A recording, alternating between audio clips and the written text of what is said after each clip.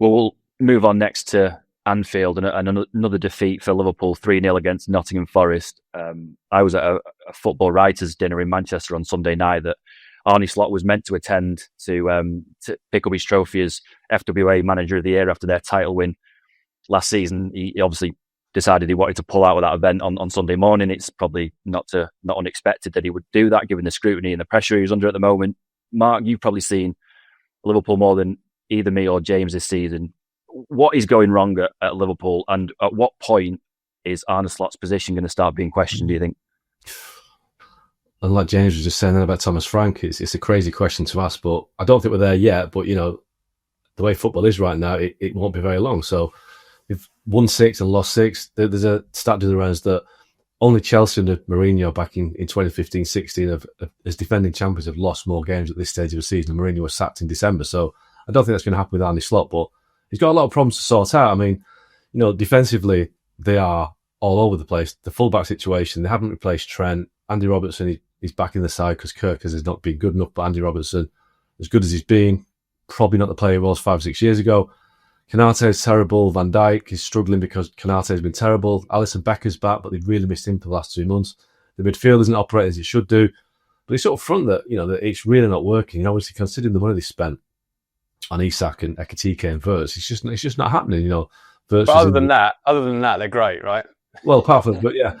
But basically, Mo Salah it looks like he should be, playing Saudi Arabia right now. He should have taken the money in the summer. Ekitike was raised on Ekitike being the guy that's made a big difference. He's not scored for 9 games in the league. He hasn't scored since mid-September. So, and obviously Isak is, some of the local reporters were getting stuck into Isak in the Sunday papers. So, you're right. Not a lot is going right, but that's been borne out by results. 6 defeats in 7 league games. That's unheard of for a team like Liverpool. So, Slot has a lot of issues to address. The one he can't address right now is the centre-half situation because he can't get a centre-half in until the window. I don't think that's going to be Mark Guay. I don't think he'll go to Liverpool in January. No, but they brought in Leone, the Italian centre-half, who did his cruciate ligaments after, I think his first or second game. So Slot hasn't got any options. He has to stick with Konate, but the longer he sticks with Konate, the more his form goes off the rails. So they're in a kind of a perfect storm right now. And they've got problems, Liverpool. And, at the start of the season, £450 million was spent to basically take them over the horizon. We thought Liverpool were going to pull away, win the title again, the 21st title, take them ahead of Man United in terms of titles won. But right now, you probably have to say that it's a toss of a coin who wins the 21st title first, Man United or Liverpool.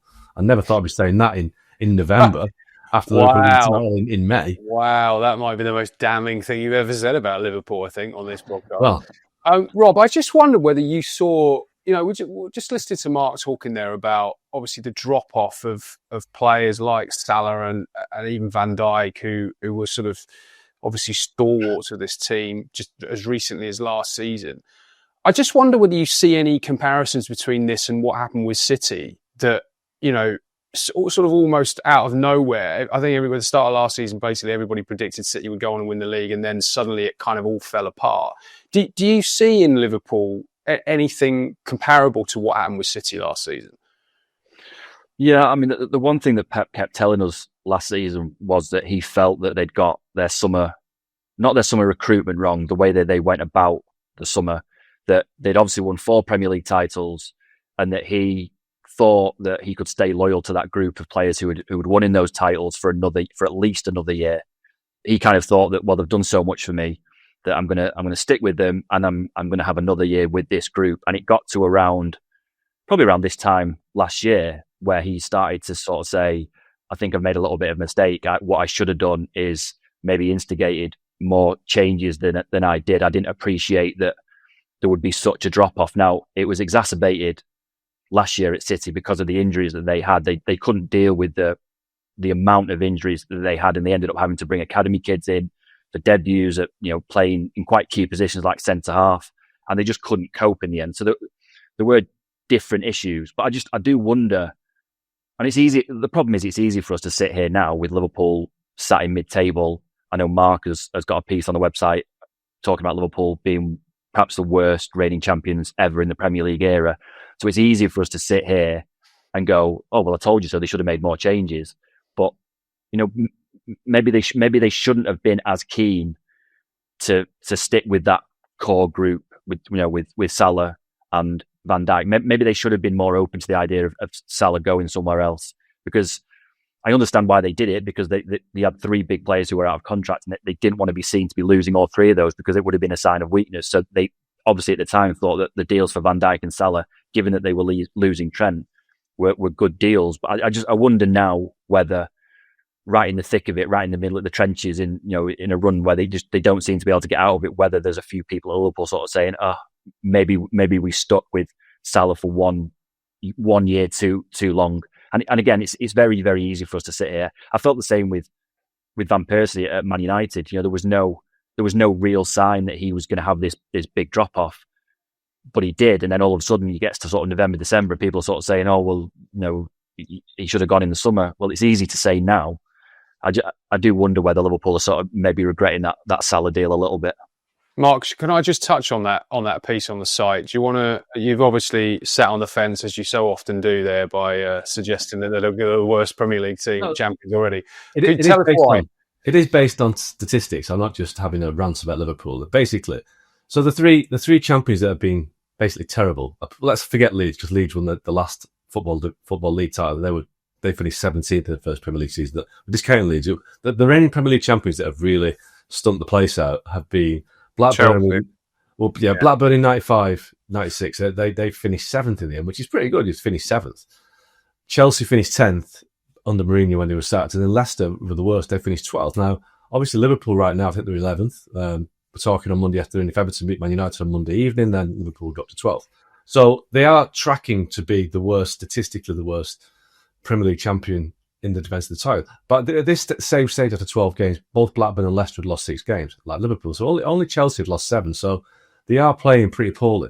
And listen, I don't think any of us sitting here right now think Liverpool are going to finish bottom half of the table. But, look what happened last season, albeit with inferior squads. But Tottenham finished 17th. Man United finished 15th, I think it was. Big clubs, when it kind of begins to go into a tailspin, can have really bad seasons. And I think the way Liverpool are playing right now, as we discussed, the situation at the back is really, really difficult. If Van Dijk was to be injured, I don't know what they would do. I just don't know what they would do at centre-half if Virgil van Dijk was to miss, a month, never mind the rest of the season.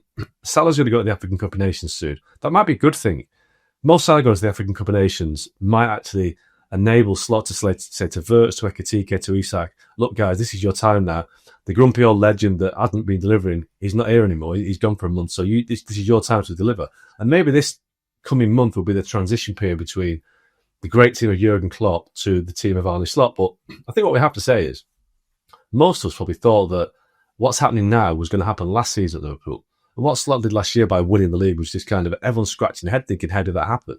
But if you look back to the last season, I think they won 4 of the last 11 games in all competitions. So the drop-off started in March time. They lost to PSG, they lost the Carabao Cup final to Newcastle. So maybe the signs were already there, and the summer overhaul was a big one, but it had to be done. But I just think it's all conspired to happen at the same time, and the new signs aren't delivering. The great players of the past are dropping off a bit of a cliff right now, and Arne Slot's got to sort it out. And if we're having this conversation in the middle of January, then he might be under pressure. But at the moment, I just don't see Liverpool being in that crazy scenario of having to look for a new manager right now. I would just like to flag once again the piece that I wrote at the back end of last season, which was, has there ever been a team that is simultaneously both the deserving Premier League champions and also so obviously in need of a rebuild? I got a lot of stick for that online, and look how it's panned out. Rob, carry on. Well, just on that then, I remember the first podcast that we did this season where we all had to pick our champions. I think we all, or at least me and James, picked Liverpool to win the league. Yeah. But both of us said at the time that they've made an awful lot of changes. Not all of them, down to Slot. There were some changes forced upon him. Are we seeing the issue of too many changes too quickly, or is there something deeper, do you think, going on at Liverpool? I think this is like the Man United situation, the David Moyes, right? A team that's got old too quickly, but Liverpool have kind of tried to address it by making the changes, but they still haven't addressed the players that need to move on. Andy Robertson really has to try to phase him out, but they phase him out with a guy that isn't ready yet. In Kirkes, he's just nowhere near ready. So they made a mistake there. Van Dijk and Salah, I felt both showed signs in the second half of last season of slowing down, but they got big new contracts there because, like you say, Rob, at the end of the day, they couldn't lose Trent Salah and Van Dijk, it would have been terrible. So it's just everything's coming together in a perfect storm for Arne Slot, and he's got to deal with it. Yeah, it was too much flux, I guess, in one window. But it is easy to say that with hindsight. I would just sort of slightly look at this differently and say that as much as Liverpool fans won't like this, what's going on there is actually a great advert for sort of flying in the face of the conventional wisdom that if you spend a lot of money, success will follow. You know, it's something quite reassuring, I think, that just about the game in general, that in 2025 it's still not a case that the Premier League champions can throw almost £500 million at their squad and they're not automatically better. You know, there is something to be said for an alchemy, a coaching, almost an ethereal kind of quality to it of, you know, that magic of how things can come together, and that it's not just a case that if you throw endless amounts of pounds at this, you will be successful almost in spite of itself. There's something to be said for that, if we can finish on some sort of romantic note. Well, it's time for a quick break. When we come back, we'll be talking about Vincent Kompany and the possibility of him taking over from Pep Guardiola at Man City.